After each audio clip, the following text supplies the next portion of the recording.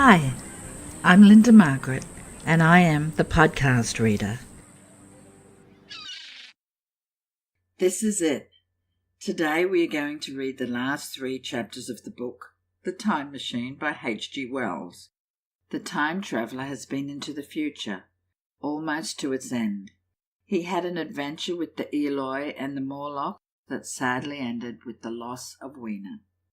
Let's read Chapter 15, The Time Traveller Returns, Chapter 16, After the Story, and the Epilogue. Chapter 15, The Time Traveller's Return. So I came back. For a long time I must have been insensible upon the machine. The blinking succession of the days and nights was resumed. The sun got golden again, the sky blue. I breathed with greater freedom. The fluctuating contours of the land ebbed and flowed. The hands spun backward upon the dials. At last I saw again the dim shadows of houses, the evidences of decadent humanity. These too changed and passed, and others came. Presently, when the million dial was at 0, I slackened speed. I began to recognize our own pretty and familiar architecture. The 1,000 hand ran back to the starting point. The night and day flapped slower and slower. Then the old walls of the laboratory came round me. Very gently now I slowed the machine down. I saw one little thing that seemed odd to me. I think I have told you that when I set out, before my velocity became very high, Mrs. Watchett had walked across the room, travelling, as it seemed to me, like a rocket. As I returned, I passed again across that minute when she traversed the laboratory, but now her every motion appeared to be the exact inversion of her previous ones. The door at the lower end opened, and she glided quietly up the laboratory, back foremost, and disappeared behind the door by which she had previously entered. Just before that, I seemed to see Hillier for a moment, but he passed like a flash. Then I stopped the machine, and saw about me again the old familiar laboratory. My tools, my appliances, just as I had left them. I got off the thing very shakily and sat down upon the bench. For several minutes I trembled violently. Then I became calmer. Around me was my old workshop again, exactly as it had been. I might have slept there, and the whole thing have been a dream. And yet not exactly. The thing had started from the southeast corner of the laboratory. It had come to rest again in the northwest, against the wall where you saw it. This gives you the exact distance from my little lawn to the pedestal of the White Sphinx, in which the Morlocks had carried my machine. For a time my brain went stagnant. Presently I got up and came through the passage here, limping because my heel was still painful and feeling sorely begrimed. I saw the Pall Mall Gazette on the table by the door.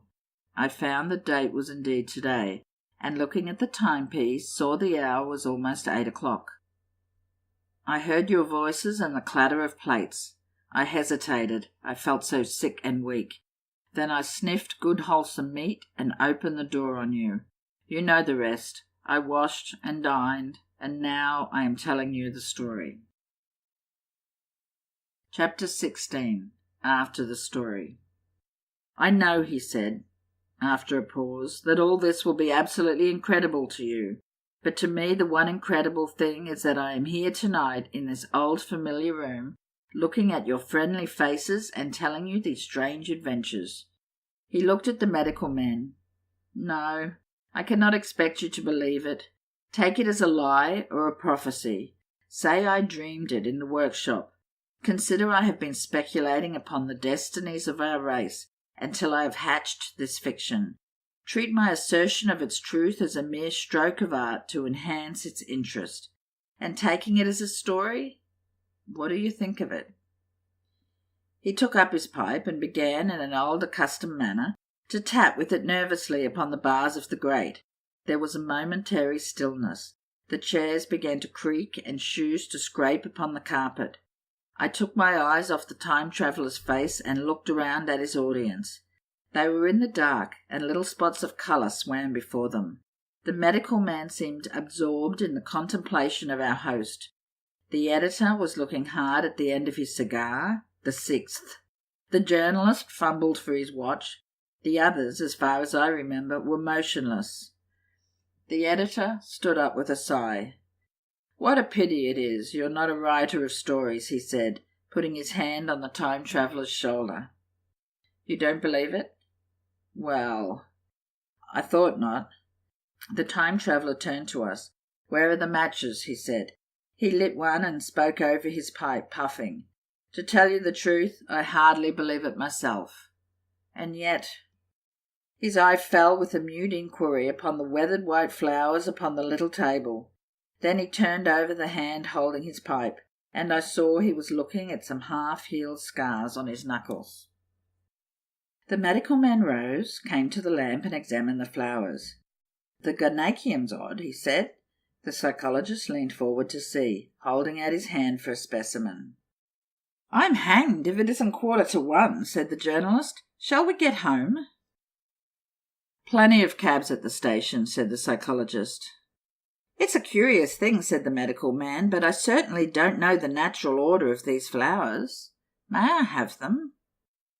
The time traveller hesitated, then suddenly, "Certainly not." "Where did you really get them?" said the medical man. The time traveller put his hand to his head. He spoke like one who was trying to keep hold of an idea that eluded him. "They were put into my pocket by Weena when I travelled into time." He stared round the room. "I'm damned if it isn't all going. This room and you and the atmosphere of every day is too much for my memory. Did I ever make a time machine? Or a model of a time machine? Or is it all only a dream? They say life is a dream, a precious poor dream at times, but I can't stand another that won't fit. It's madness. And where did the dream come from? I must look at that machine, if there is one." He caught up the lamp swiftly and carried it, flaring red, through the door into the corridor. We followed him. There, in the flickering light of the lamp, was the machine sure enough, squat, ugly, and askew. A thing of brass, ebony, ivory, and translucent glimmering quartz, solid to the touch, for I put out my hand and felt the rail of it, and with brown spots and smears upon the ivory, and bits of grass and moss upon the lower parts, and one rail bent awry. The time traveller put the lamp down on the bench, and ran his hand along the damaged rail. "It's all right now," he said. "The story I told you was true. I'm sorry to have brought you out here in the cold." He took up the lamp, and in an absolute silence we returned to the smoking room. He came into the hall with us and helped the editor on with his coat. The medical man looked into his face, and with a certain hesitation told him he was suffering from overwork, at which he laughed hugely. I remember him standing in the open doorway, bawling good night. I shared a cab with the editor. He thought the tale a gaudy lie. For my own part, I was unable to come to a conclusion. The story was so fantastic and incredible. The telling so credible and sober. I lay awake most of the night thinking about it. I determined to go next day and see the time traveller again. I was told he was in the laboratory, and being on easy terms in the house, I went up to him. The laboratory, however, was empty. I stared for a minute at the time machine and put out my hand and touched the lever. At that, the squat, substantial-looking mass swayed like a bough shaken by the wind. Its instability startled me extremely, and I had a queer reminiscence of the childish days when I used to be forbidden to meddle. I came back through the corridor. The time traveller met me in the smoking room. He was coming from the house. He had a small camera under one arm and a knapsack under the other. He laughed when he saw me, and gave me an elbow to shake. "I'm frightfully busy," said he, "with that thing in there." "But is it not some hoax?" I said. "Do you really travel through time?" "Really and truly I do." And he looked frankly into my eyes. He hesitated. His eye wandered about the room. "I only want half an hour," he said. "I know why you came, and it's awfully good of you. There's some magazines here. If you stop to lunch, I'll prove you this time travelling up to the hilt, specimens and all, if you'll forgive my leaving you now." I consented, hardly comprehending the full import of his words, and he nodded and went on down the corridor. I heard the door of the laboratory slam, seated myself in a chair, and took up a daily paper. What was he going to do before lunchtime? Then suddenly I was reminded by an advertisement that I had promised to meet Richardson, the publisher, at 2. I looked at my watch and saw that I could barely save that engagement. I got up and went down the passage to tell the time traveller. As I took hold of the handle of the door, I heard an exclamation, oddly truncated at the end, and a click and a thud. A gust of air whirled round me as I opened the door, and from within came the sound of broken glass falling on the floor. The time traveller was not there. I seemed to see a ghostly, indistinct figure sitting in a whirling mass of black and brass for a moment. A figure so transparent that the bench behind him with its sheets of drawings was absolutely distinct. But this phantasm vanished as I rubbed my eyes. The time machine had gone. Saved for a subsiding stir of dust, the further end of the laboratory was empty. A pane of the skylight had, apparently, just been blown in. I felt an unreasonable amazement. I knew that something strange had happened, and for the moment I could not distinguish what the strange thing might be. As I stood staring, the door in the garden opened, and the manservant appeared. We looked at each other.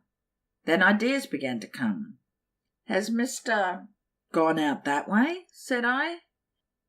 "No, sir. No one has come out this way. I was expecting to find him here." At that I understood. At the risk of disappointing Richardson, I stayed on, waiting for the time traveller, waiting for the second, perhaps still stranger story, and the specimens and photographs he would bring with him. But I am beginning now to fear that I must wait a lifetime. The time traveller vanished 3 years ago, and as everybody knows now, he has never returned. Epilogue. One cannot choose but wonder. Will he ever return? It may be that he swept back into the past and fell among the blood-drinking, hairy savages of the age of unpolished stone, into the abysses of the Cretaceous Sea, or among the grotesque saurians, the huge reptilian brutes of the Jurassic times. He may even now, if I may use the phrase, be wandering on some plesiosaurus-haunted Ulitic coral reef, or beside the lonely saline seas of the Triassic Age. Or did he go forward, into one of the nearer ages, in which men are still men, but with the riddles of our own time answered and its wearisome problems solved?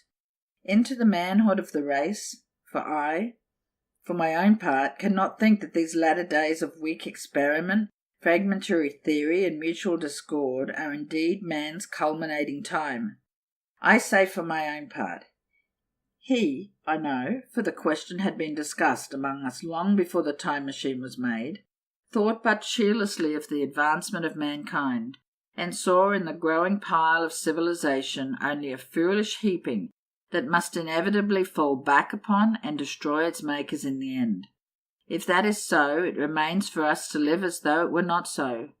But to me the future is still black and blank, is a vast ignorance, lit at a few casual places by the memory of his story. And I have by me, for my comfort, 2 strange white flowers, shrivelled now, and brown and flat and brittle, to witness that even when mind and strength have gone, gratitude and a mutual tenderness still lived on in the heart of man. What a beautiful ending to the book. If you were like me and felt a bit of an anticlimax when the time traveller left the time of the Eloi and the Morlocks, you may wish to imagine that he returns to the time just prior to Weena's death to save her. You may wish to imagine him exploring the great caverns of the Morlocks. And yet, maybe not. The time traveller is not expected to return, but we are left here to wonder about humanity and whether we are truly on the upward trajectory that most people believe we are. This is the podcast reader, and I am Linda Margaret.